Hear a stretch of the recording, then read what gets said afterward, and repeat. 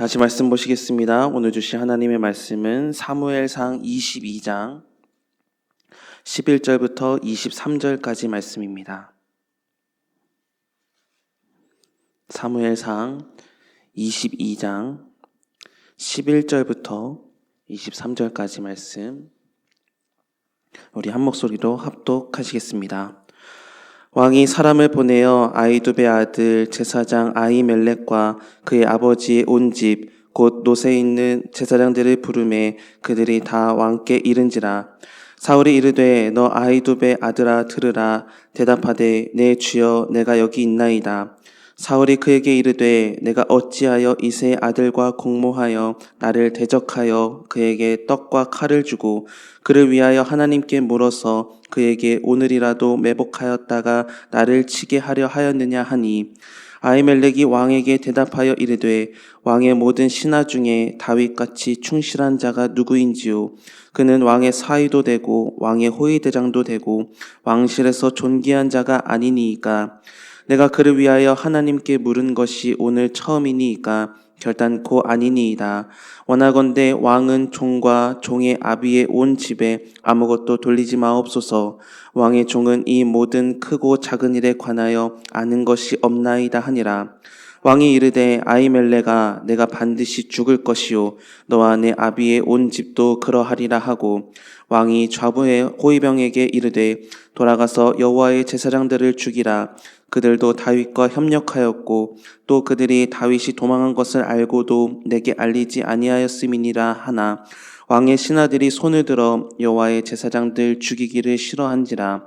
왕이 도액에게 이르되 너는 돌아가서 제사장들을 죽이라 하매, 에돔 사람 도액이 돌아가서 제사장들을 쳐서 그날에 세마포 에봇 입은 자 85명을 죽였고, 제사장들의 성읍 노베 남녀와 아이들과 전 먹는 자들과 소와 나귀와 양을 칼로 쳤더라.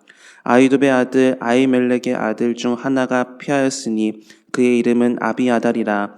그가 도망하여 다윗에게로 가서 사울이 여호와의 제사장들 죽인 일을 다윗에게 알림해, 다윗이 아비아달에게 이르되 그날에 에돔 사람 도액이 거기 있기로 그가 반드시 사울에게 말할 줄 내가 알았노라.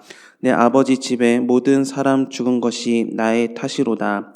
두려워하지 말고 내게 있으라. 내 생명을 찾는 자가 내 생명도 찾는 자니 내가 나와 함께 있으면 안전하리라 하니라. 아멘. 잠언 3장 6절에는 아주 유명한 말씀이 있습니다. 너는 범사의 그를 인정하라. 그리하면 내 길을 지도하시리라 라는 말씀입니다. 이 세상 모든 만물을 창조하신 하나님은 지금도 살아계셔서 우리의 삶을 주관하시고 지도하는 분이십니다. 그 하나님은 또한 하나님이 약속하신 것을 이루시기 위해서, 그리고 하나님의 섭리를 이루어 가시기 위해서 어떤 모양으로도 역사를 이끌어 가시는 분이십니다.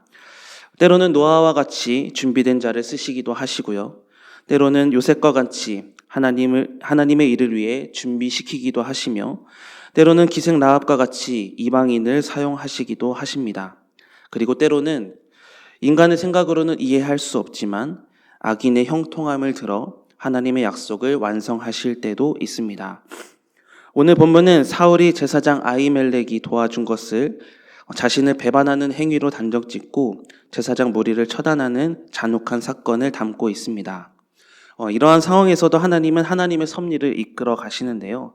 그 하나님의 계획에 쓰임받는 도구로 두 사람을 소개하고 있습니다. 바로 도액과 아비아달입니다. 도액은 사울의 편에 선 사람이며 누구보다 사울의 마음을 잘 알았던 사람입니다. 그래서 사울이 다윗을 증오하고 있다는 사실을 더 부풀려서 사울에게 보고를 합니다.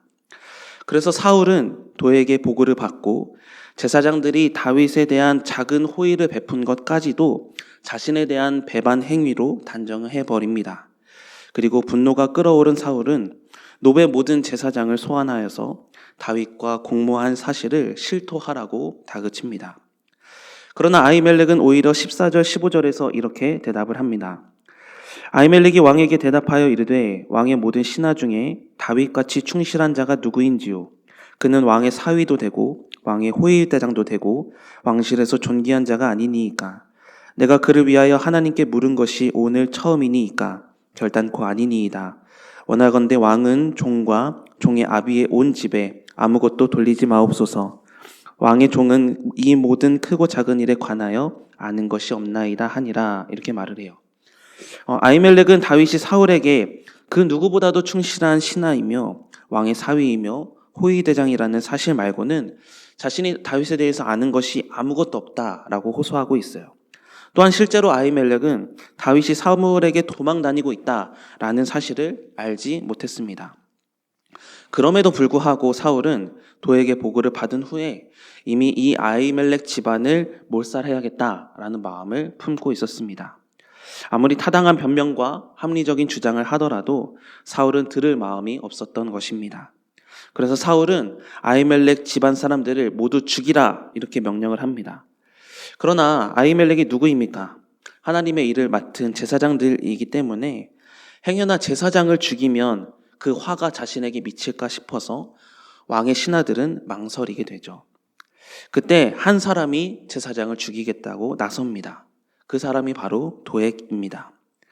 도액은 철저히 악한 권력자의 입맛에 자기를 맞추는 사람이었습니다. 자신에게 이익이 된다면 무엇이든지 저지르고 보는 사람이었습니다.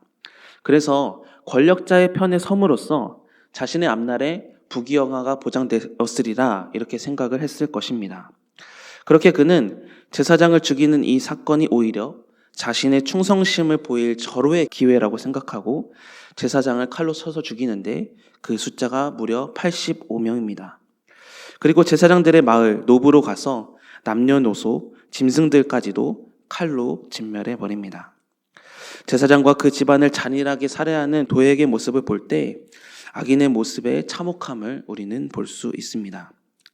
그런데 한편으로는 도액을 통해서 하나님은 하나님의 약속을 이뤄가신 것을 알 수 있는데요. 이 당시 제사장이었던 이 아히멜렉은 이가봇의 아들, 즉 엘리의 증손자였습니다. 그런데 하나님께서 사무엘상 2장 27절부터 36절을 보면 엘리의 두 아들 홈니와 비느하스가 행한 악행을 보시고 엘리의 가문을 저주하시잖아요. 심지어 31절에서는 이렇게 말씀을 하십니다.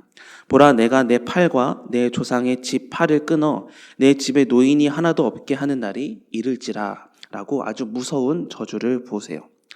하나님께서 엘리 가문을 역사에서 끊어내시겠다라고 약속을 이미 하셨어요. 그럼에도 불구하고 엘리와 홈니와 비느하스가 죽고 나서도 여전히 엘리 가문이 이스라엘 나라에서 제사장직을 감당하고 있었던 것이에요. 도액은 물론 하나님을 두려워하지 않고 권력에 눈이 멀어서 사울에게 충성심을 보이기 위해 하나님의 사람을 죽이는 일도 마다하지 않는 사람이었지만 한편으로는 하나님께서는 그 도액의 악함을 들어 사용하셔서 하나님의 약속이었던 이 엘리 가문의 몰락을 마침내 이루셨음을 보게 됩니다. 또한 계속해서 하나님은 아비아달을 통해서도 하나님의 계획을 이뤄가십니다. 아히멜렉 집안에서 유일하게 살아남은 생존자는 바로 아비아달이었죠. 아비아달은 목숨을 부지하기 위해서 도망자 신세였던 다윗을 찾아갑니다. 다윗은 그러한 아비아달을 받아주죠.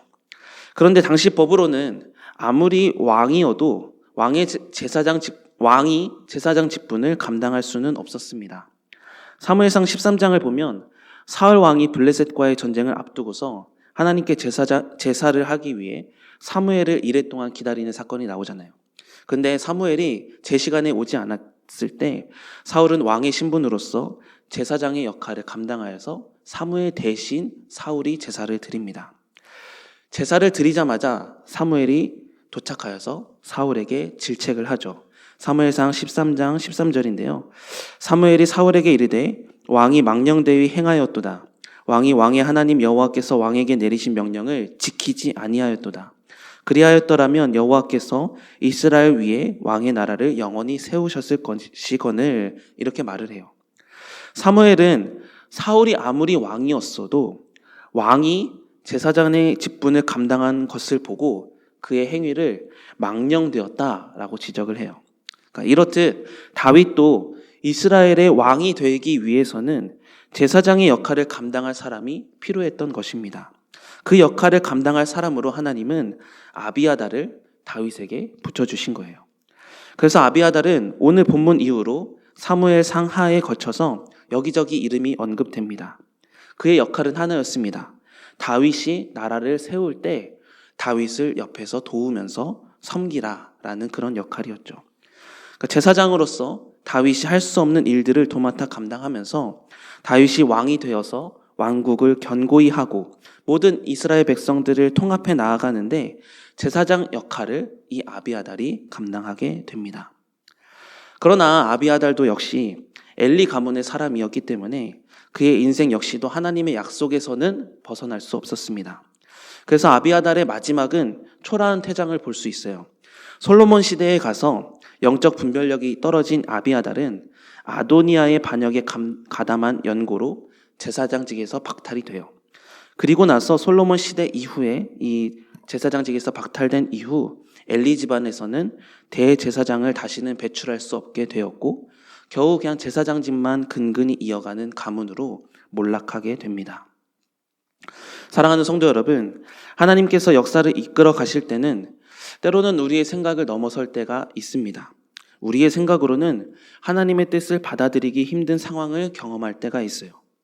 때로는 악한 자를 들어서 하나님의 약속을 완성하는 데 사용하시기도 하시고 때로는 연약한 자를 들어서 강한 자의 심지를 꺾는 데 사용하시기도 하십니다.